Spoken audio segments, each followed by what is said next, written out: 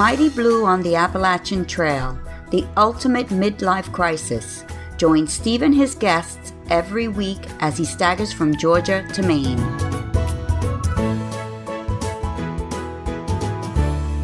Welcome back to Mighty Blue on the Appalachian Trail, sponsored by Trailtopia. Nice to have you all back again. We moved on to episode number 61. Now, I know that I've kind of been concentrating on through hikers recently, but this time of the year is when they're contemplating their completed hikes, and I love getting those early reflections. That being said, the Appalachian Trail is not all about smelly people and privies. Several million Americans each year touch the Appalachian Trail in some way. Today, we got one of those people. Judy Mikesell wrote to me a few months ago with a couple of interesting comments, and I started a dialogue with her over email. I wanted to develop the themes she had brought up, and today is the result of those online conversations. I really hope that you're going to get a kick out of her way of hiking the AT. Lynn Savino in DocSpot is getting great reviews from the emails you send me, and she returns today with why you may get struck by lightning and the best way to avoid it. Once again, my utter lack of knowledge in this regard is cruelly highlighted. We'll also be playing the second part of Chapter 1 of Earl Schaefer's book, Walking with Spring, about his historic pioneering through hike in 1948. The chapters are fairly long, so I've split them into two. Today, I'll play the immediate paragraph that finished last week's reading, and then pick up again from there to the end of the chapter. I've also got some exciting news about our guests for the next 2 weeks. I don't want to make them blush, but they are kind of like hiking's own version of royalty. But first, do you remember those days on the trail when you really need to treat yourself? You know, those days when you fall in the mud or the rain starts running down your neck, the rocks are driving you crazy, or even when you're just fed up.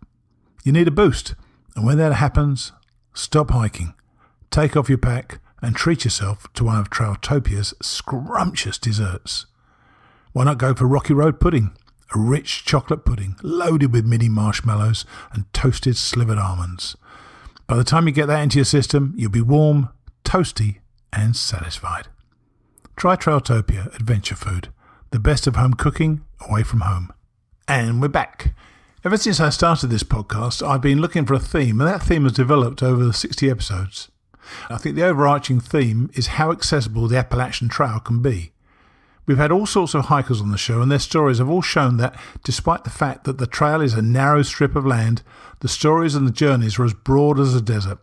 Not only that, the trail welcomes everybody, and my guest this week has had a unique way of looking at how she could experience this journey. Here's Judy Mikesell. Okay, we're on today with Judy Mikesell. Hi Judy, how are you? Good morning, I'm doing great, thank you. Well, Judy is a listener. She emailed me with a couple of really interesting ideas. And I'll come to the first idea a little later, but I wanted to start with the second one. And, you know, and I think part of the motivation behind your initial email to me was about how accessible the Appalachian Trail is. So first of all, tell listeners why you became or how you became interested in the Appalachian Trail. My son had done the Appalachian Trail in 4 sections in just over a year. And just following him on the trail through different websites and things of that sort, I became interested in wanting to experience some of the same type of hiking that he was doing. It was right up my alley. Yeah. And got another girlfriend that was interested in it as well, and so our first trip was over to Hot Springs, and we did that about 30 miles in several days. We took a group out there with us and used Hot Springs as our base, and then went north and went south, and some people spent the night and others didn't, and then we would just join them the next morning and walk back with them. So it was just a nice mix of getting to see the trail in different sections and getting an idea of what he experienced. Yeah, you saw the trail obviously through your son's eyes, and I understand it is such a compelling thing, isn't it? Whenever I read books on the trail, or I did read books on the trail all the time, and it was such a wonderful thing to hear other people's journeys. You know, if the good books make you think you're there or make you feel like you're there, to actually want to go out and do it is something. So now, how do you fulfill that desire to hike on the trail then? What is your plan, which I think is such an interesting idea? I do not have a heart's desire to be a through hiker in the least. That does not fit into my plan. But I wanted to get a taste of what the trail was, but the trail is so different throughout. Okay. So my personal goal was to hike a minimum of 5 miles in each of the 14 states on the trail.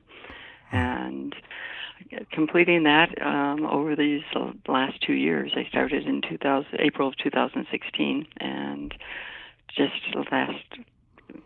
came back on Sunday from completing state 9.5. I did the top half of West Virginia. I really want to do the bottom half, so I'm only counting that as a half.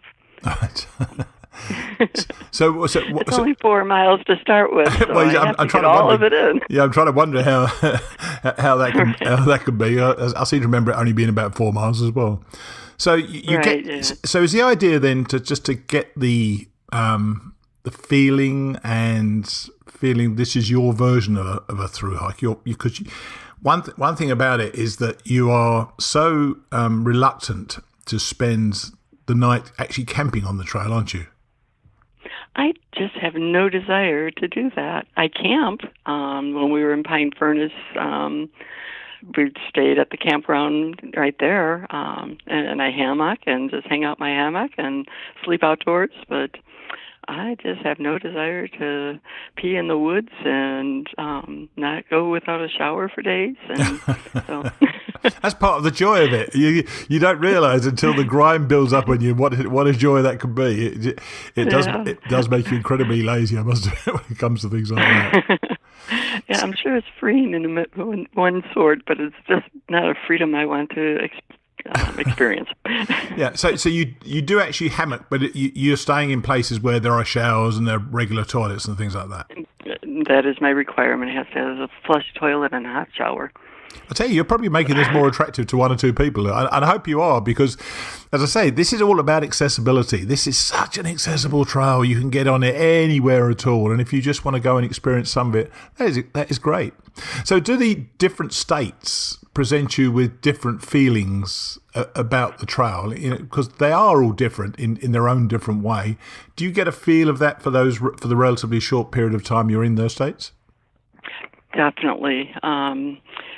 I like the rocky routes and the uphills and descents, but I don't like the danger aspect. I'm not quite sure what I'm going to do when I get up to the whites. Doing the hand over hand, squeezing through, throwing your backpack through, and then sliding down on your backside. That does not interest me, especially at my age. But I like a little bit of a challenge. I don't like it just flat. But then you've got the rhododendron tunnels that are just awesome. Aren't they just? Aren't they amazing? Yeah. When we did Max Patch, it was cloudy, rainy, and that was a blast. We had one girl that did a weather report with our ponchos blowing all over us, and it's really cool.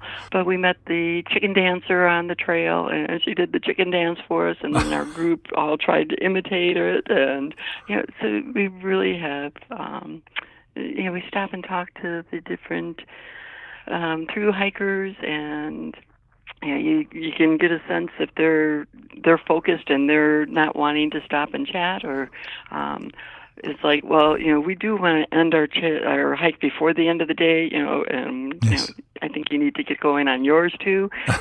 They would keep you there for 3 days chatting. What do you see in through hikers? What do you see in them when you see this determination, I guess, and the grime? Do you see them so differently? No, I really feel like we're one of them, even though we're only doing a section hike. I love watching the different ideas that we can get from them and the way that they're carrying their packs. The ones that are their camp shoes are hanging on the outside. Yes. Socks was one guy that was hiking in sandals and no socks, so his name was Socks. Had this really neat backpack contraption that had the feed sack in the front, and it was like, oh, I love it. I would eat so much more if I didn't have to take off my backpack to go grab food. That's the thing with through hikers. They learn the mistakes they're making, and then they don't do those mistakes anymore. And if you see them at 600 or 700 miles in, they've pretty much run through all the mistakes they're going to make, or most of the mistakes they're going to make, and they've got their hiking down pat, haven't they? They seem to have a sort of rhythm to them, don't they? I find anyway. Right. Yeah, and we ran across. I'm pretty sure they were from Germany or some other country. We go with all our high-tech gear. Well, they had cut-off T-shirts and wrapped the bottom part of it around their neck and used that as their wipe rag. It's like, good tip. Good tip for those T-shirts I'm not wearing anyways. Now you do have another passion along with hiking, and this is actually has similar lines. I suspect one was the result of the other. So, what came first? Definitely was a biker first, and that personal goal is to bike a minimum of 20 miles. I usually do about 40 miles in each of the 50 states. I'm on my last 5. We'll be doing Hawaii in April, and then Idaho. You're not just going Washington to Hawaii State, Oregon. Hang on, you're not just going to Hawaii just to cycle 20 miles, are you? No, I'm going just for the 20 miles. I've got a girlfriend that runs half marathons, and that's her 50th state. So while she's there running her 50th half marathon, I will be doing Hawaii to bike. So, do you get a similar feeling, a company sort of achieving these things and checking them off? Is it because you're seeing now a microcosm of America by cutting off bits of America in small bites? Do you get that same sort of feeling as you do when you're on the hike, on the trail? Yeah, I really do. It's really been fun because I've been hooking up with, family members and old childhood friends that have all moved in different parts of the country. And it's like, Lo Beth that lived down the street, I'm going to see her when I'm in Washington. And Jennifer, who lived down the street, is in Oregon. And my cousin that I hadn't seen was in Nevada. Or no, she was in Utah now. So I saw her last year, and so you just kind of, pick up different old relationships, and definitely, I absolutely love it. What's the logistics of it in terms of getting your bike around, or do you hire a bike when you're there? All the states I have just driven, and as I drive from state to state, I have my bike with, and I normally camp. This last one that I did in the spring of March of this year, I flew from state to state, and you'll love this. My airfare, I live in the Chicagoland area, from Chicago to Vegas, and my Airbnb I stayed at, and my car rental were all cheaper than my bike rental. That is ridiculous. That is ridiculous. How can that be? My bike rentals are anywhere from $35 to $45 a day. That's a lot, isn't it? Blimey. Yeah. So I flew to Las Vegas because that's the cheapest airfare, and then just biked the city and went up to Utah. That one I did drive because it was only a 2-hour drive, and then flew to California. My son was in California on assignment out there, and then he biked with me along the Pacific coast, and he's a hiker too. He's going to be doing the PC. He's the one that did the Appalachian. He did Camino in Spain, and just came back from 2 weeks of hiking in Korea because somebody met on the Camino. Invited him to go hiking in Korea with him. Isn't that awesome? Isn't that the way those friendships, you make those friendships very quickly, and they get pretty solid friendships straight away. And we're going to come back to the hiking in one second, but I want to ask you one more question about the biking, which this fascinates me, because I bike ride as well, until I got the clot in my leg, and I can't actually ride now. I've got this clot in my leg. But when that goes, I'll be back on my bike. So what's the most number of miles? You said you want to do at least 20 miles in each state, or 10 miles? What's the most you've done in the state, apart from your home state, obviously? I've done a number of centuries, 100-milers. But on the trips themselves, I would say 65. And you do that over what period of time? In the day. Oh, wow. I mean, we bike from Chicago up to Milwaukee and spend the night. And that's just, we just make it 100 miles. Now, I know we talked about you've got no intention of sleeping overnight on the trail itself, and you like to stay at camps. What are the other rules for your AT hikes? How is this structured? What do you do as a group, don't you? You don't just do it by yourself? Yeah, I have done it when I was biking in the Northeast. I did Vermont, Connecticut, and Massachusetts, and I had another girlfriend with me who wasn't a real strong hiker, and her hiking boots were her steel-toed work boots. So, oh gosh, right. So that was definitely a little slower, and we didn't do nearly as many miles, and those were ins and outs. I still want to do shuttle, and I still want to do hitchhiking to get the total feel. You've got to go in a privy sometime. You've got to find a privy somewhere. You said you want the total package. That is the total package. I did do one privy. Yes, well done. Well done. Congratulations. Yeah, I think it was more just for the atmosphere. You can look all around you. Yeah, some of them are somewhat exposed. I must say, there's the view from some of the privies is awesome. Right. Yeah. If you leave the door open, yeah. Oh, jeez.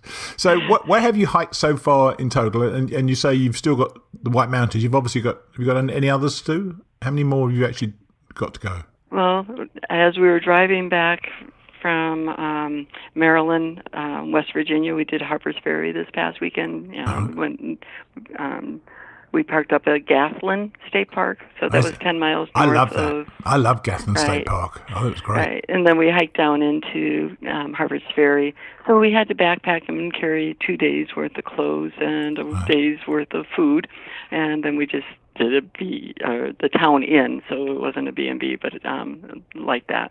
And then from Harper's Ferry, we did the Maryland Highland Trail, which was about 5-6 miles up into the mountains, so that you looked down and had a beautiful view of Harper's Ferry.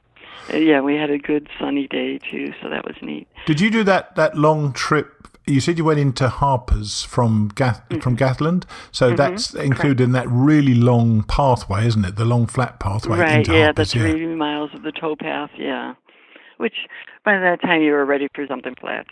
Yeah, exactly. You're right. I certainly understand that. Do you tend to plan it so you start high and finish low, or if you're going out and coming back, I suppose you do it both ways, don't you, anyway? We kind of plan so that we're doing a north and a south from a central city. All right.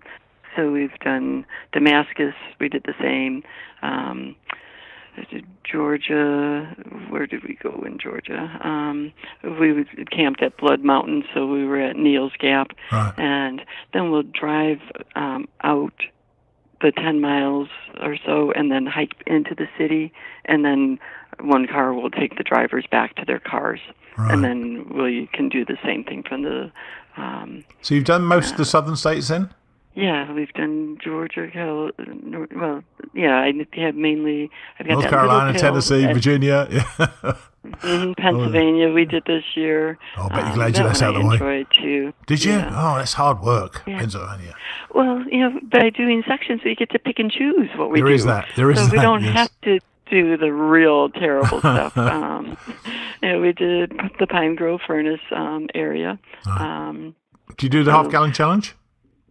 I sure did. It was my 7th state, and I did the half-gallon challenge. How long did it take you? After I finished, we were like, we didn't time this. So I did not time it, but I had a sugar crash right after. I just crashed. And most of the hikers have been eating high sugar foods, so they have a little bit more tolerance. Yeah, you're right. Yeah. Myself, who doesn't do much other than vegetables, and so. Do you go to the like the money shots? The obviously Katahdin is the money shot at the end, but what about in Virginia, McAfee Knob? Did you go up there? No, I did not. You can do that Virginia, from the car park. You can do that from the car park. It's beautiful. Right. We did Damascus to the Backbone and Graylands Hikes in Virginia, and US 58 to Damascus. So we were right in the Damascus area for that one. So what have you got to do in the north still? Okay, I have in September of Labor Day weekend, we're going to take a group back to Hot Springs, and do a different section. And at the tail end of that one, then I'm going to go up to New Jersey and New York. And then the only ones I'll have left is New Hampshire and Maine. Oh, wow. And my daughter's parents live in Virginia, and they're like a 20-minute drive from that south end of West Virginia, so I can hike up that way and get the last 4 miles in that I need. You said in September, so that's next year, you mean? Yep. As we were driving home, right. We were planning next year's trip. All right. Quite right, too. All right. So if they don't get too cold. Are you going to end your adventure in Maine? Are you going to go to Katahdin? I am, and I hope awesome. to have my 2 sons with me when I do it. So what do you think you're getting out of this? The kind of little sampler size bites of the trail. What does it for you? Well, my first one is I love the fact that we're exposing other people to the AT by bringing these groups of 8 to 15 people along with us. We've got a number of repeats and others that are like, oh, well, it's just hiking, or it's an older group of people that we normally hike with. And what do you call older, by the way? Careful now. Right. Well, I'm older than you are, so. Oh. And do you know that? Well, How do you know that? Yeah, definitely. All right. Well, you've mentioned your age a number of times, All and right, I know that I'm older than that age. Fine. No, we've had people in their 70s that have joined us. Okay. And then when you're with a group, it's a different type of hiking than when you're off on your own. Yeah, and I think it's a nice thing. I agree. The fact you're not giving people, but a group of people together, they're protecting each other. They can see that they know the terrain they're going to do, and I'm sure you allow for different terrain for different types of people who are in your group. I presume you do anyway. You don't want the last thing you want to do is get people into difficulties they can't get out of. And hiking the trail, there are so many different places you can hop on and hop off. I think it's a great idea. Yeah, and I guess when I was first listening to your podcast, it was all through hikers, and that's why I had written it. It's like, hey, there is other ways to do this. Yeah, I've become aware of that. I've definitely become aware of that, and people have similarly said the same to me. The thing with through hikers, though, for me, part of it is a lot of it is the journey, hearing their journey, because their journey is quite extensive, and I love hearing that part of it. But I've tried to mix in section hikers as well, and you're a mini section hiker, but that's still just as valid, and it's all about the accessibility to the trail, which is something I really didn't realise this is what we'd be pushing, but this is kind of what we're pushing, is you can all get on the trail, whatever your age, whatever your hiking ability, and whatever whatever you want to do, you can do on the Appalachian Trail, which I think is a wonderful thing. Right. Yeah, and still get a taste. I mean, we run across the trail magic. We use the slang, we had our overnighters that flat packed on our last trip. Where we ended and we had our cars parked, they picked up their slack packs, they continued, and the next day we met them, so that they didn't have to carry their packs the whole way. How much does your pack? You don't often have to carry overnight stuff. Then how much does your pack normally weigh? The one that I carried into Harper's Ferry, it started out when I weighed without my water at about 11 pounds. That was nice. close. Nice. And then by the time I added my 100 ounces of water and some food and, maybe I can't live without this charger, and I think it was a good 18 pounds. All right. But even then, it's still not too bad, is it, really? 18 pounds. It's kind of cool. And there was only one. The other idea you had in your email that you sent me was you'd like me to cover the various challenges along the trail. And when I thought about those, all I could really come up with were the half-gallon challenge, the 4-state challenge, and that Rocky Pizza challenge, which I mentioned in my podcast, where the people crazily, in my view, ran down the mountain from Curly Maple Shelter, I think it's called, down into Irwin, Tennessee, and got a pizza and beers and came back up again. Couldn't believe that. Yeah. Have you heard of any other challenges then? There's a Sunday challenge, some ice cream Sunday challenge. It's in different books that we've read. And then that big burger, so it was just, I had not heard about that. Big burger. Tell me big burger, because I do like burgers. I've never heard of a big burger challenge. I think you had that one, the one with that great big, that bacon and, the $20 super burger. Right, yeah. That was a carrot 50 pounds of meat on it. That was awesome. I don't know. That wasn't. Trust me, Judy. That was not in the least bit a challenge, because you could eat anything. Someone told me that they went into friends of theirs went into McDonald's, and a guy came out with 10 Big Macs and fries. I think he just came out with 10 Big Macs actually, and he'd eaten them all by the next evening. 10 Big Macs. I mean, the hunger thing is something which you probably don't get so much when you're doing the way you do it, but once the hunger kicks in, man, it is something. But just on our 10-mile hike in, I burned over, close to 4,000 calories. So it was like, depending upon how much you want to work and how much help. And by the end, a lot of these guys are really going fast, so they're really burning. So I can understand. But I couldn't believe the pricing in Harper's Ferry, how any hiker could possibly stay there or replenish in Harper's Ferry. Yeah, it's not cheap, is it? Were like downtown Chicago. It was like, really? Whoa. Yeah, oh my gosh. I couldn't believe it.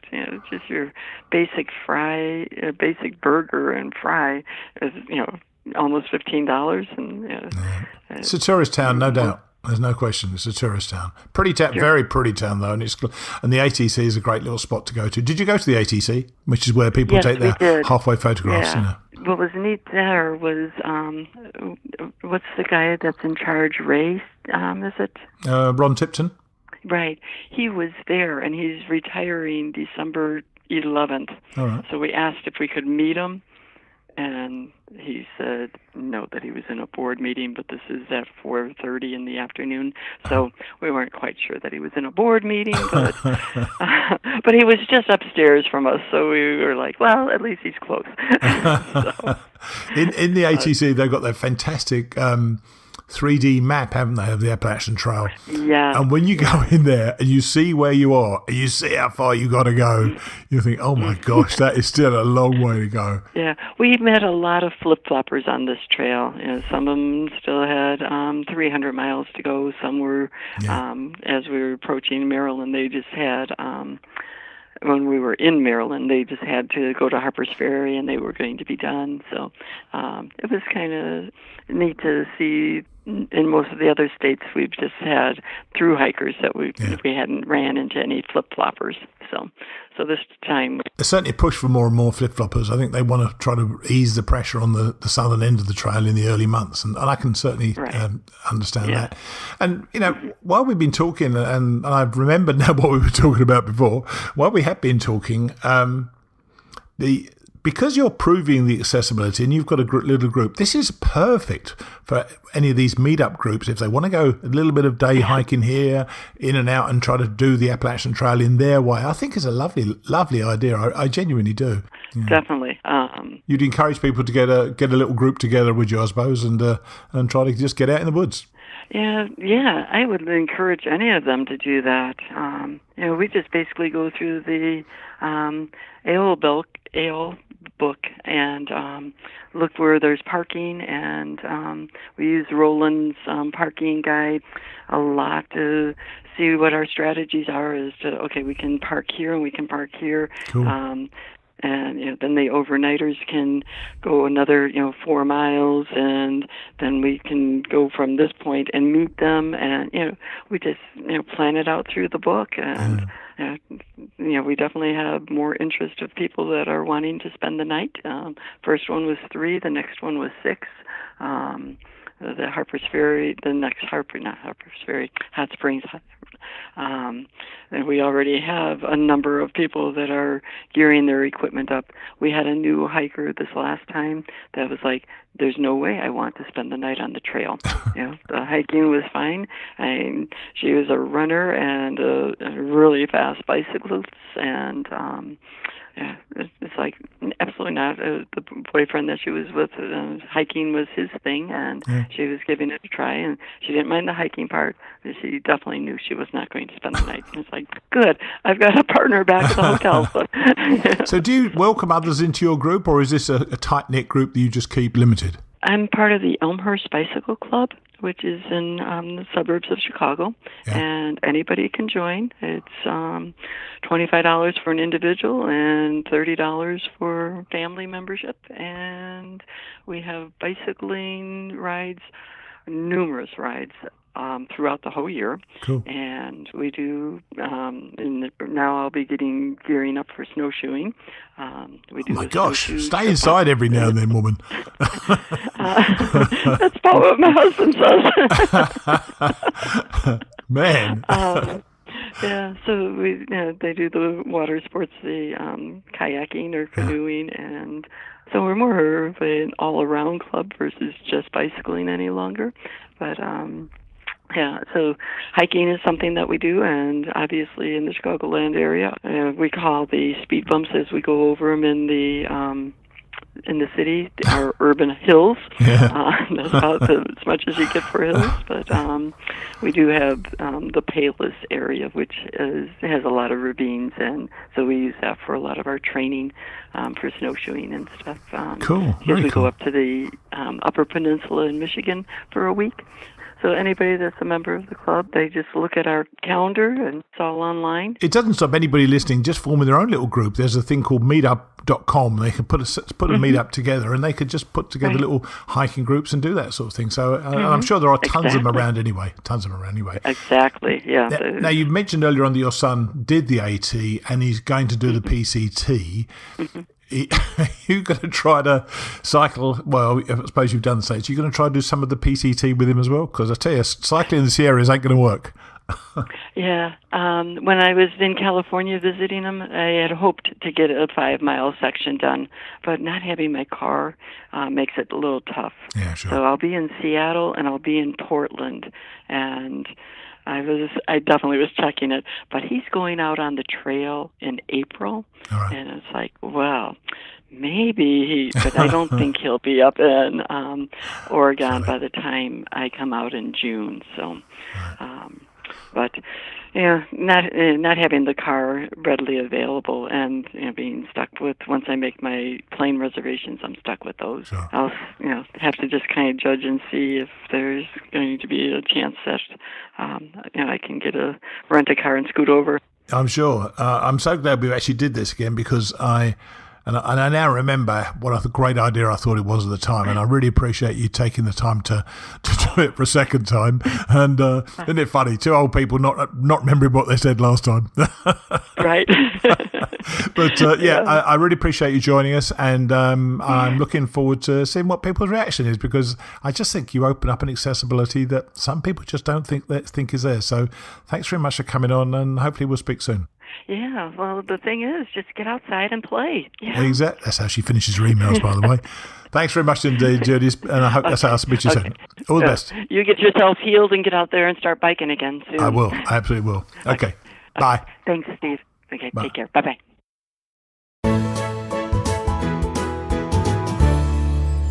How about that? Basically, we just spent the last half hour laughing together about Judy's bite-sized pieces of the Appalachian Trail. Surely that demonstrates how easy it is to get a piece of this awesome action. I'm sure that there are plenty of meetups online that already do this stuff, but if there isn't something like this in your area, why not start one and do your own version of a thru hike? I really enjoyed that.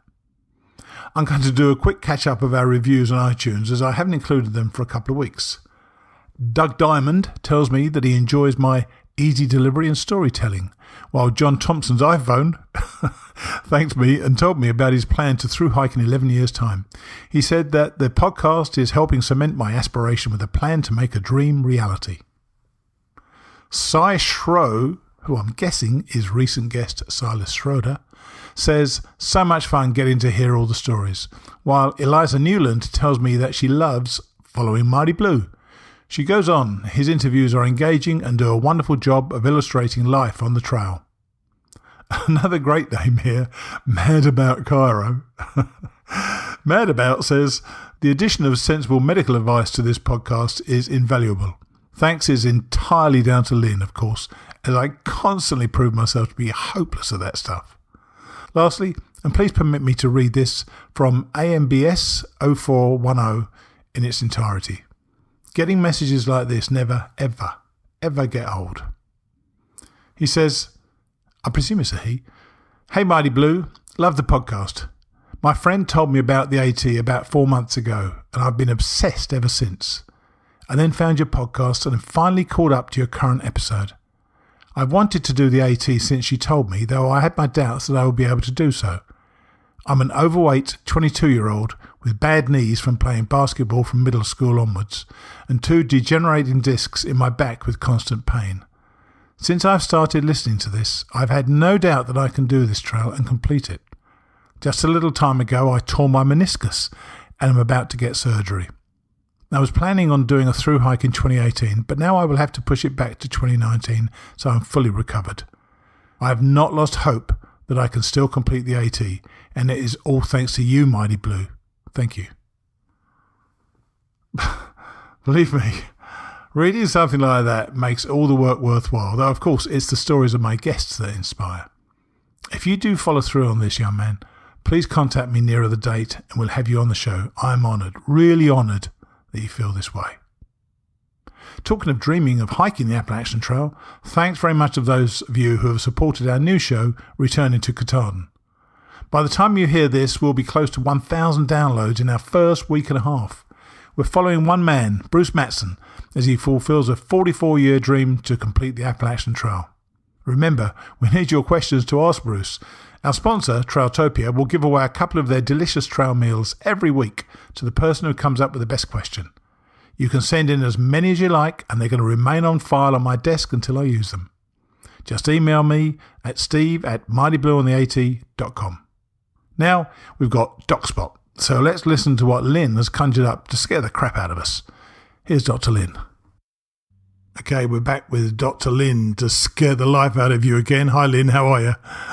I'm all charged up today. How are you? Oh, how nasty pot, charged up. And the reason Lynn's charged up is because she's going to talk to us today about lightning strikes. And before we started recording, I said, there's so much of this I didn't know about. And to her eternal credit, she said, me too.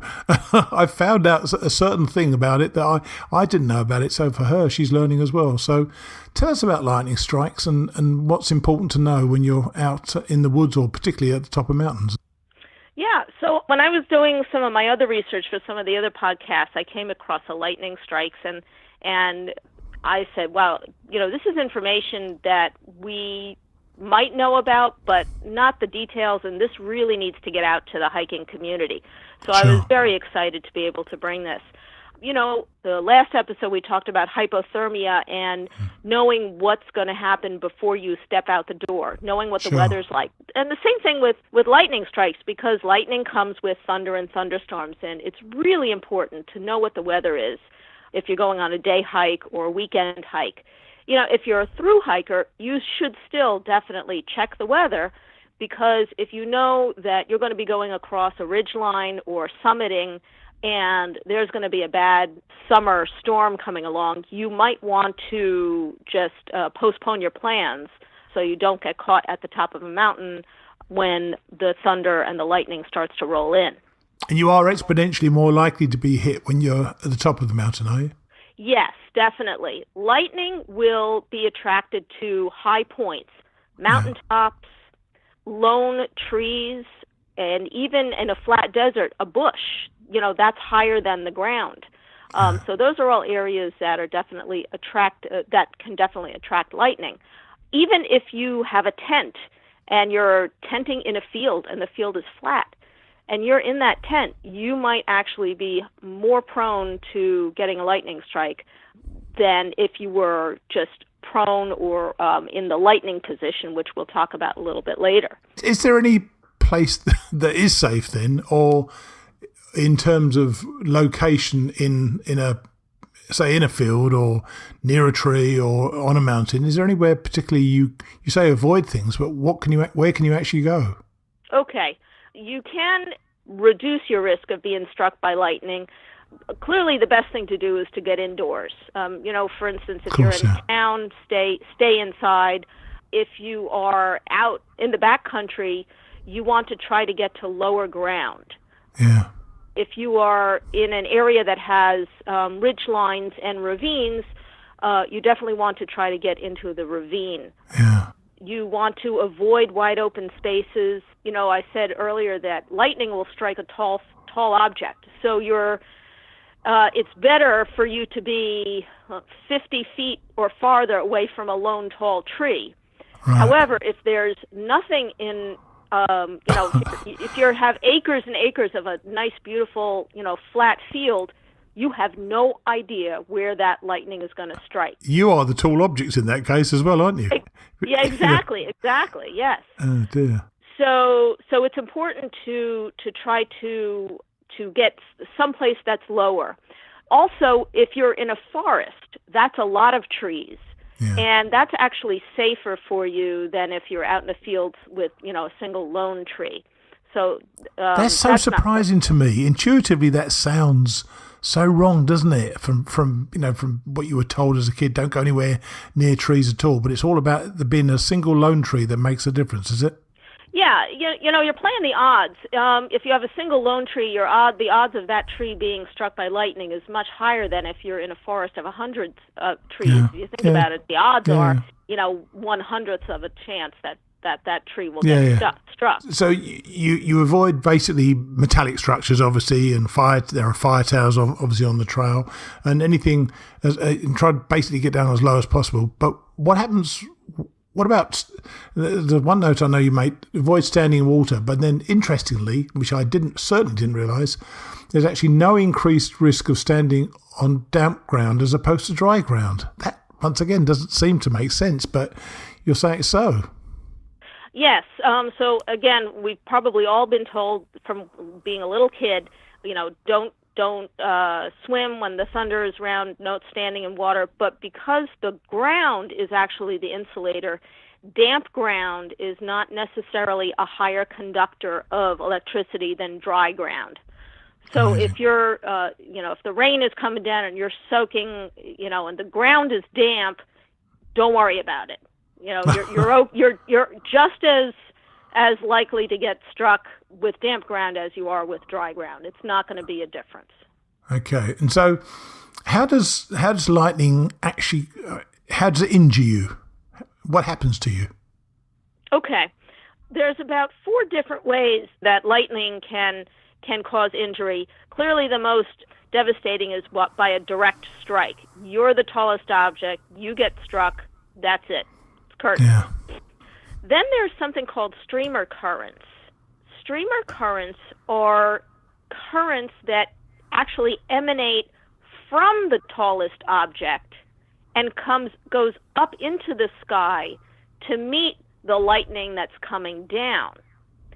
And then there's the ground currents. Let's say a tree gets struck and lightning will travel through the ground, and you can absorb that current through where you're standing. That's actually about how 50% of lightning injuries occur. Oh, really? And then there's something called a surface arc, which is an arc through the air, kind of horizontally, that goes from a struck object to the person. So it almost bounces off the tree and hits you? Yeah, kind of. Wow. I would highly recommend that if people want to take a look at this, the NOAA website, the NOAA, National Oceanographic and Atmospheric Association, has a really, really great explanation on how lightning strikes and different types of lightning strikes. And it's got a wonderful little video that will be very beneficial. I'll put that link in the show notes. Okay, so now you mentioned earlier on the lightning position, which I had never heard of, and you said you hadn't heard of it either. So this is really important. So people need to know this, because I would never have even imagined this. So tell us about the lightning position then. Okay, this is your last resort. As I said, you want to make sure you try to get away from tall trees, get out of the open, get off the mountaintop. You've tried everything now to avoid the oncoming storm, and you are just stuck. The lightning position will reduce your risk of getting struck by lightning, because it makes you as small as possible, and it also creates a single point of contact between you and the ground. So the lightning position is where you squat down, you wrap your arms around your legs, you keep your feet touching together, and you close your eyes. And pray, no doubt. And sure, that's fine. Whatever you need to do. You have to stay in that position until the storm passes. Wow. And the reason for this position is that, again, you're reducing your height to, maybe 2 or 3 feet. Right. You keep your feet touching. Yeah, I was going to ask you. That's what I was going to ask you about that. Yeah, the important bit of that is to keep just this one contact, isn't it? Exactly. If you have your feet separated apart, then you have 2 separate points of contact on the ground, and that's 2 separate areas where ground currents can come up. But if you have your feet touching, that's just 1 point. Right. Some people, if they can, they will also, instead of squatting, they'll sit, and then they'll lift their feet up off the ground. That's a little harder to stay balanced, but again, that's 1 point of contact. And it's important to close your eyes, because when a lightning bolt comes down very, very close to you, that flash is so intense that it could actually blind you. Oh my gosh. Part of this lightning position is to close your eyes.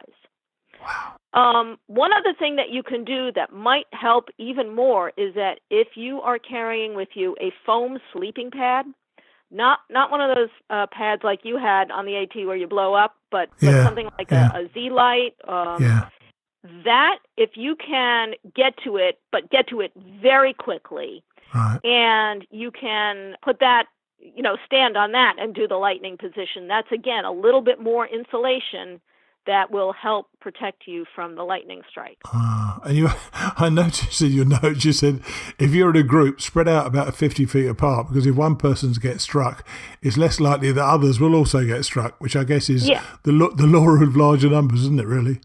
Well, it's actually there's a scientific reason for the 50-foot distance, because lightning actually happens in steps, and each lightning bolt is actually only about 50 feet. And then there's another bolt that emanates from that, and another bolt that emanates from that, and those are all about 50 feet. And that's why lightning looks so jagged. It's just taking these random paths. So if somebody's going to get struck by lightning, if you're farther than 50 feet, that single lightning bolt is not going to get you. Okay? And so that's a very, very important number, 50 feet. It's not just a random number.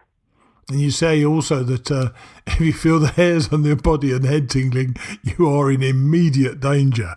Man, that's a warning sign for you. That is definitely. That means that. What's happened to you? Does that mean you literally are a second away from being struck? I mean, what does it actually mean? It means that your body has now been electrically charged, that it's attracted to the lightning. Oh, right. Okay. You are now the tall tree. You are now the summit of the mountain. The lightning is very much attracted to you, and it's very likely that you could get struck. Wow. Okay. So you stop hiking, drop your pack, Yeah, spread stop out in hiking, a group. Yeah, drop your pack, spread out if in a group, and assume the lightning position. absolutely. Yeah. So what do you do if somebody has been struck by lightning? What's the instant thing to do? So the instant thing to do is to start CPR.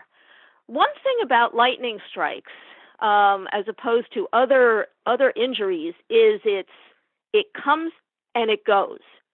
And as soon as the lightning is gone, that person actually, God forbid, that's been struck, is now no longer electrically charged. So you don't ever have to worry about touching them and becoming, electrocuted yourself.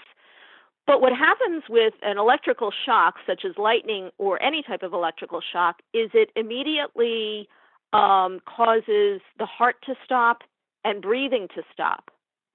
But in a healthy person, oftentimes the heart will come back fairly quickly. It will start to beat again. However, the portion of the brain that regulates breathing is still affected by that electrical charge, and the breathing in that person, the victim, is not going to start up as quickly as the heart. So if you can't breathe, your heart's going to pump for a little while, and then it's just going to fizzle out. So what you want to do is you want to start CPR right away, so you can get that person breathing, get that heart started again, and you could actually save a life that way. Wow. I tell you what, this is a, I shouldn't say it's a shocker. Why not? I didn't even, it's a bit of a shocker to me, I got to tell you. I mean, I was in some lightning strikes a few times, but on the trail, but obviously nothing got me. But once again, I would not have known what to do, and I certainly would not have known the lightning position. So that is a really useful bit of information to know. So pay attention to the lightning position going forward. Right, and it doesn't add any weight to your pack. Exactly. Okay, well, that's lovely. Thank you very much indeed, Lynn. That's very, very helpful. I really appreciate it. And we'll catch up again next week. Sounds good. Cheers then. Bye. Bye-bye. A lightning position. Who knew? As always, not me. Reminding me of that movie Airplane when the pilot announces, assume crash positions, and everybody throws them about as if they've crashed. Great stuff again, Lynn. As I promised earlier, I've got great news about the next two guests on our show. We're getting two for the price of one.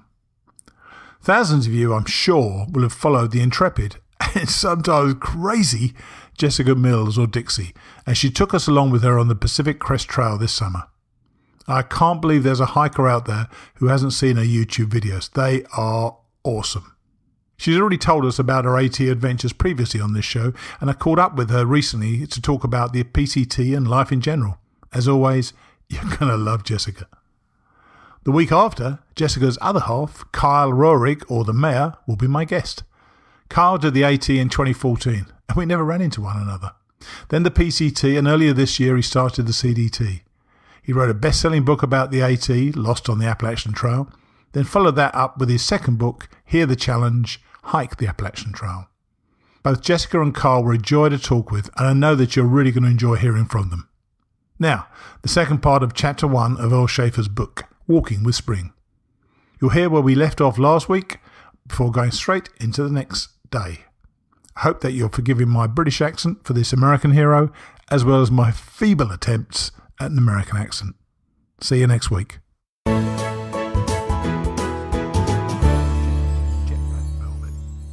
cold wind swept the mountain, and I shivered in spite of the fire. Such a night is guaranteed to instill a profound respect for the power of nature and the vastness of the universe. Once, in the wee small hours, a line from Kipling went through my mind. Who has smelled a wood smoke at twilight, or seen the campfire burning, who is quick to read the noises of the night? Soon after starting in the morning, and while considering the need for matches, I heard a hound baying in the valley northward. After listening a bit to make sure it was stationary, I turned in that direction. The sun was shining brightly now, and the temperature rising, so I stopped at a small stream to remove the grime accumulated during the previous days. Standing in a spot of sunshine helped lessen the shock of the icy water, but it still was drastic treatment. Half an hour later, I came to a small farm in a cove. It was a nicer place than usually seen in the backcountry, the buildings painted and a lawn around the house. A tall young man was digging a trench for a water line from an uphill stream. He listened to my story, gave me what matches he was carrying, then headed for the house to get more. When offered payments, he shook his head and smiled. Meanwhile, the hound I had heard and several others were watching sullenly and growling. He spoke in a low voice to control them. I had told of knowing a hound dog man from Kentucky while in the service who said, "The more you yell at a dog, the less it'll mind." The young man nodded and smiled again. When asked about getting back to the AT, he directed me to a road, about 4 feet wide, which he said would take me to the government trail. Near the crest of the ridge, I spotted a blaze and resumed the trek, hurrying along for several miles and stopping aghast. Before me was my campsite in Cane Creek Gap, clearly proven by traces of my fire. Once again, it was necessary to sit down and calm my spinning brain. The explanation was simple. On the way up from the farm, I had crossed the overgrown trail on a switchback, caught it at the wrong place and headed in the wrong direction. Such shenanigans are strictly unskookum when trudging 2,000 miles. South of Cane Creek Gap, about 8 miles, is the town of Dahlonega, where gold mines operated during the 1840s.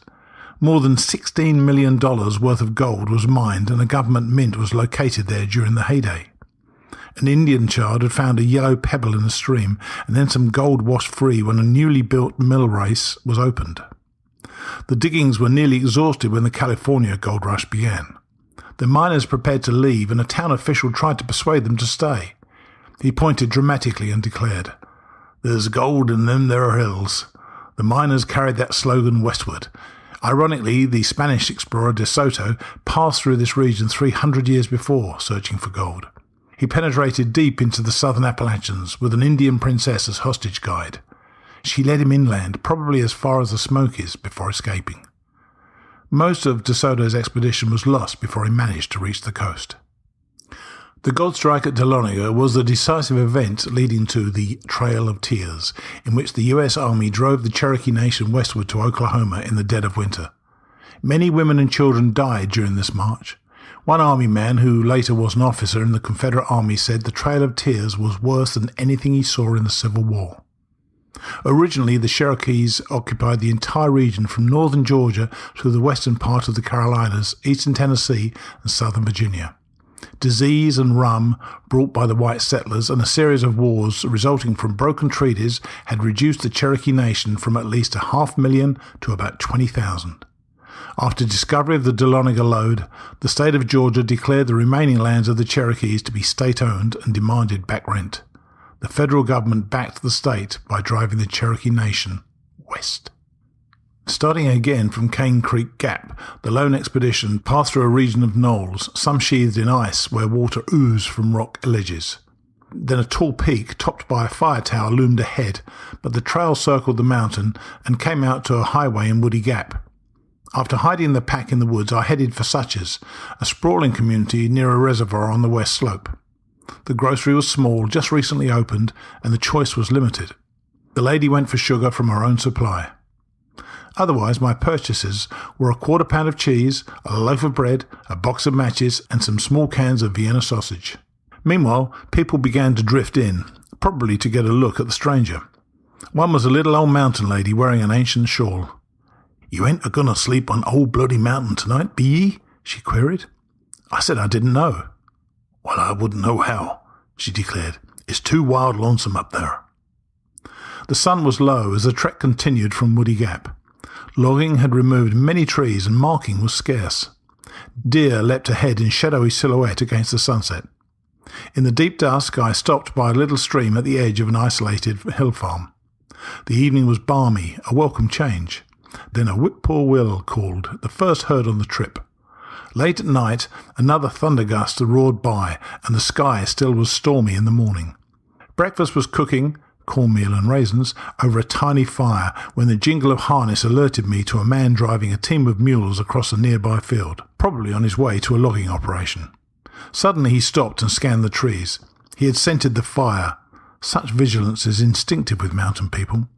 Wildfire is one of their worst enemies. When I called and told him I was trail hiking, he said he had been wondering how a fire could get started on such a wet day. Intermittent rain fell as I travelled on. Once I left my rain hat by a spring and had to go back a half-mile to retrieve it. Then the path slanted steeply upward to a gap and turned on a brushy incline, emerging finally on the rocky summit of Blood Mountain.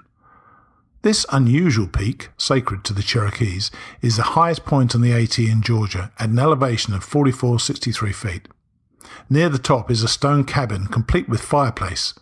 According to legend, it is the home of the Nunnehi, friendly spirit folk, little people with hair reaching to the ground. This mountain was the site of a great battle in which Cherokees defeated the Creeks, their traditional foes. The view from Blood Mountain is extraordinary, with jumbled peaks and ridges in every direction. Shadows from broken clouds were moving in ever-changing shapes across the forested slopes. To the south lay the valley of the Chastity River towards Dahlonega. To the north lay the headwaters of Notley River and the reservoir. While watching the moving shadows, I noticed they were converging.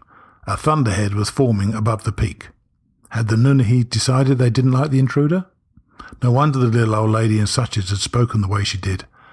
By the time I was a mile down the trail, the summit was hidden in swirling rain, and the storm followed me down to Neal's Gap, not letting me side-travel to DeSoto or Natla Falls. According to Cherokee myth, Neal's Gap is the home of the Great Frog, leader of the ancient animal council. By the side of the highway is Wallace Inn, of massive stone and log construction, maintained for the tourist trade in the state park. Because of the howling storm, I took shelter in the wide patio of the inn, which had not yet opened for the season. As the storm was ending, a truck came up the highway and I rushed out to ask the driver to mail some postcards. My folks had warned me that they would contact the rangers if they failed to hear from me for more than 5 days at a time. The driver lingered to talk, said he had lived all his life in that area, but hadn't known about the Appalachian Trail. A marker across the road from the inn recounted some of the Cherokee myths of the region. Another marker, placed there by the Georgia Appalachian Trail Club, showed a hiker with a pack stepping forth and the inscription, Appalachian Trail, Georgia to Maine. This was the only place along the entire trail where the south to north designation was seen. Why not designate all the southern half the same way? From Neal's Gap, the trail crossed Levelland Mountain, with the weather turning very cold as I reached a spring at twilight. The temperature dropped so low that my fingers were numb when fetching water in the morning. Then a fine shelter materialized at Tessantee Gap, no more than a mile away. That storm at Blood Mountain had really knocked things out of shape.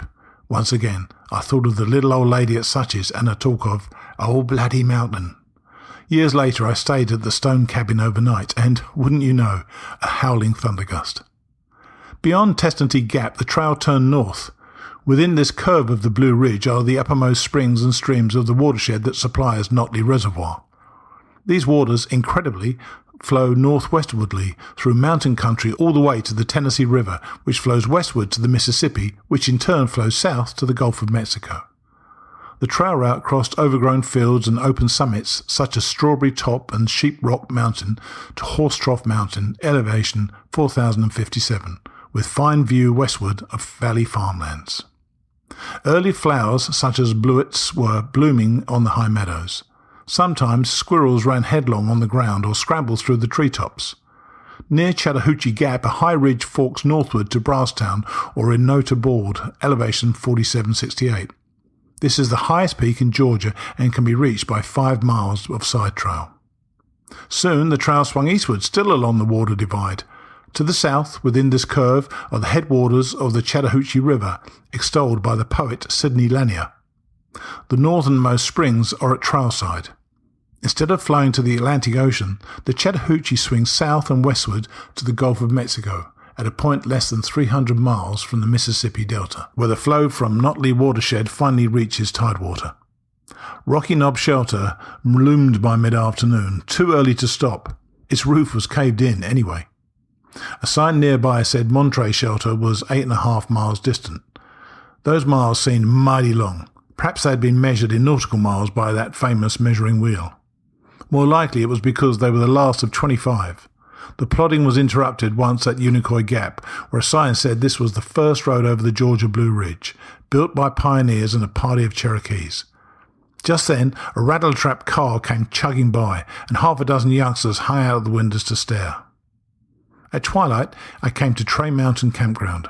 This was the site of the Old Cheese Factory, one of several established before 1900 in the southern mountains as part of a plan to provide local industries. No trace of it remains. Thinking the shelter might be on the summit, as at Blood Mountain, I kept on, but soon I knew I wouldn't make it. My knees wobbled and my head whirled. Sitting down was the only way to avoid falling. By sheer willpower, I unpacked everything that could be wrapped around me for warmth and stretched out on the trail. After strength returned, I reached the top and found only a tripod of poles. Returning dejectedly to the campground, I hunted wood by flashlight, cooked supper, and finally bedded down about midnight. Never again on the long cruise would I come so near to total collapse. Next day, the shelter proved to be only a half-mile beyond the summit. Monterey Shelter would have been useless anyway because cattle had broken down the fence and used it like a stable. A nearby sign said Snake Mountain Shelter was 10 miles away. The first few were over the Swag of the Blue Ridge, a long open area where cattle, hogs and horses were grazing. Bells sounded occasionally, and almost any kind of livestock might be encountered. Hundreds of hogs were rooting for sprouted acorns. Once a gigantic sow with at least a dozen in a litter got so pugnacious it was necessary to circle past. Next came Dismal Mountain and Dismal Gap, but the weather was very pleasant and ground flowers and dogwood were blooming. Sometimes a vista would open eastward to Burton Reservoir. On Kelly Knob, 2 grouse flushed underfoot and then a white-tailed deer went leaping away. Snake Mountain Cabin was reached by mid-afternoon and proved to be the best shelter yet, with a good spring and a fireplace inside, a good place to pause and regroup. Someone had used the cabin as a winter camp for horseback travel. Below the spring was a pole corral. Inside was a pile of hay that would soften my bed. Out front in the mud were footprints, probably of the man who had started on Easter Sunday. He couldn't be more than 2 days ahead or rain would have blotted the tracks. My map indicated a nearby woods road would lead to a small town in the valley westward, and my supplies were low, so I left my gear at the shelter and ventured forth. Within a mile, I regretted it. This was a well-watered region of dense laurel thickets, ideal for the making of Mountain Dew. A certain odour soon was evident, and you can be sure I didn't linger or look to right or left. When I passed through the village farther down, someone was outside at every place, but no one seemed to notice me. This gave me a very nervous feeling. Beyond the village was a ramshackle store. The keeper was nearly blind, which meant finding the stuff myself and even reading the price tags. For obvious reasons, I decided to return to the ridge crest by the public road. About halfway, a young mountain man stopped to offer a lift.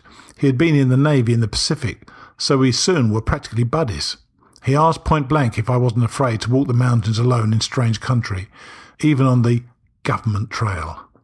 He seemed to be genuinely concerned, said he had made liquor himself for almost 2 years until he and his partner were almost caught one night. He pointed to a roadside bank where they had jettisoned the contraband that time, then to the ravine where I had just descended, and remarked that 4 stills had been raided there the week before. No wonder I'd smelled something, and no wonder the villagers had been hostile. When Snake Mountain Cabin was mentioned, he said he knew the place. In fact, he had penned his hogs there sometimes when rounding them up. The pesky things were wild and had to be caught one by one. When we reached the trail crossing, he wanted me to go along to Clayton for a high old time. My excuse was approaching sunset and my gear at the shelter. Rain began falling as I arrived and continued through the night. For once I was dry and warm. The morning weather was atrocious, clammy cold and heavy mists sifting through and clinging to the trees. Footing was muddy and marking faint. Heavy fog rolled. The trail slanted upward beyond the road gap and came to a rock ledge at the North Carolina state line. Pausing there to rest, I looked back over the first week. It had been a feverish struggle over rugged terrain in rainy weather. My average daily distance was about 15 miles, the minimum calculated for going all the way.